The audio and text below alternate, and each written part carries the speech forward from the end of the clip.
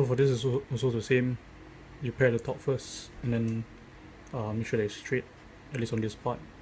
And after you reference the part that you paired, slowly down to the bottom here.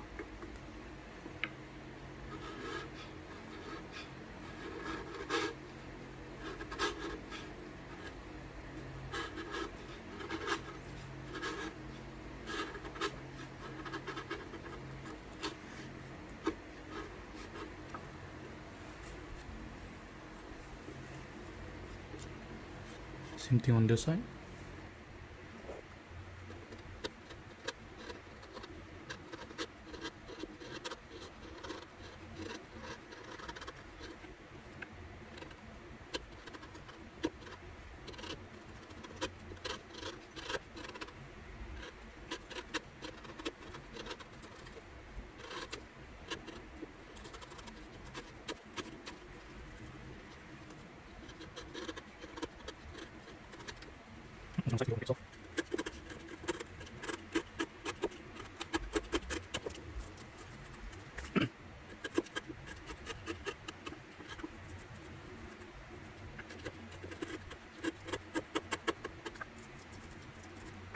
And then flip it to the other side, do the same thing.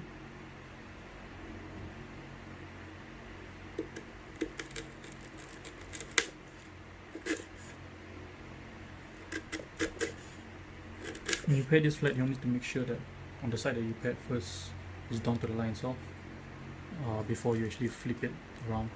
So if not, then when you flip it around, you don't have a reference on the other side. Yeah.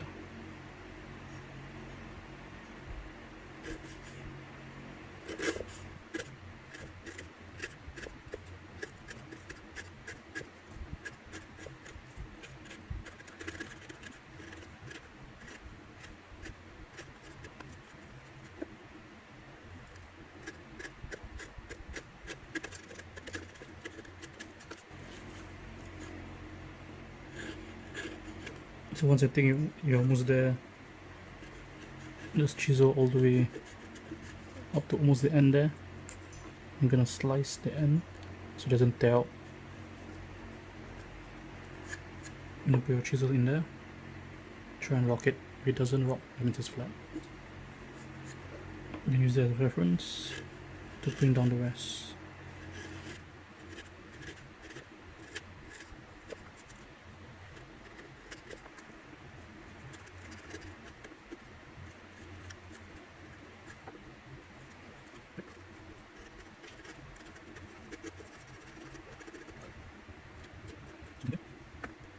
Yeah, so once you've done pairing the sides here, up to maybe about here, right?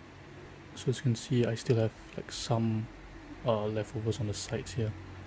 So that is basically to make sure that there is not very loose at the end here also. So this part here, once you've done the pairing the bottom and the sides up to maybe about this point, you can actually take your joint and try and fit it in. So for a start, you can actually use the mallet to just whack it in. Maybe you want to divide this into 3. So if you can put it in through here with a mallet, take it out, and then there should be burnishing marks on the sides here. So what you can do is to take it out, put on the side like that, fasten it down.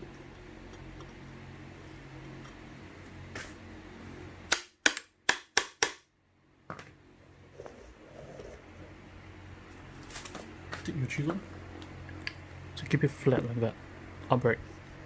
You're gonna put it to yourself, so this is called scraping. Just remove like very little amounts of material. Just make sure you keep this flat. Try not to like tilt it this way or this way.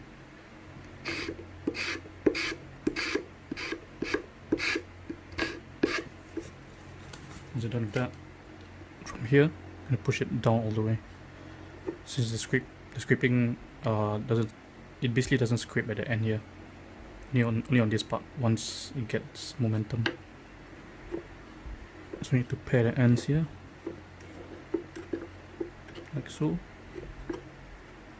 Same thing on the side.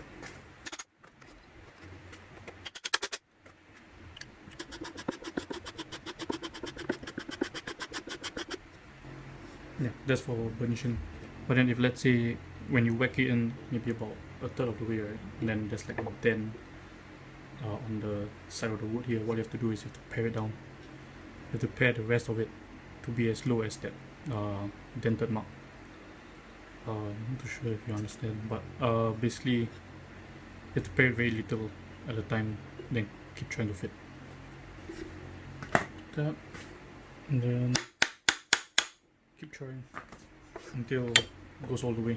So if the burnishing was done properly, what will happen is that this part here will be a bit smaller, so you can actually fit through by hand like that, and then you get stuck somewhere here again, and then you can use a mallet to just keep whacking in, checking for burnishing marks and dents. Yeah, so if there's a taper, there will be a dent. If it's a tad too big, then it will just be like a burnishing mark. So the burnish mark is basically when the wood is compressed, forced to compress due to forcing. Yeah.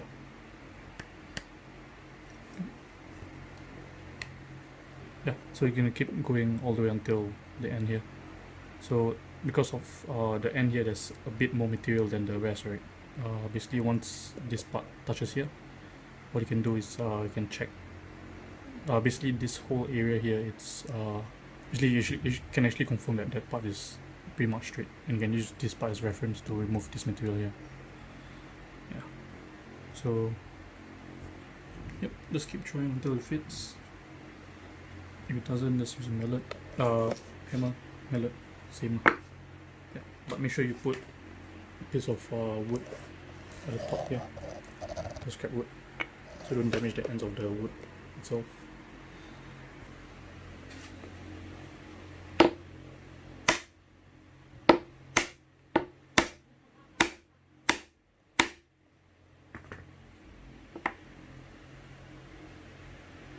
And how do you take this out is there should be a corner at your bench. You can put it down like that. And then you just put your square piece of wood inside and just knock it down. Yeah, just keep doing until it fits. Yeah, so if you already bring down the front here, everything like that, and then hammer it in all the way, should be something like that.